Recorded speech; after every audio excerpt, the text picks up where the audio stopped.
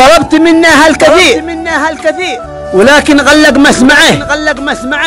واصبحت انا وحدي اسيء وهو حياته تردعه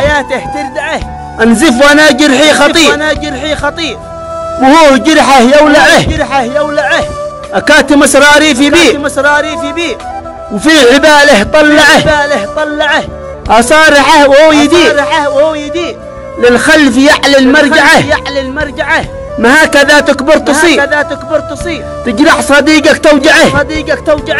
ليش هكذا تصبح كبير ليش صاحبك ما تتبعه أسايلك وقع خبير كل الوفاء وانا ادفعه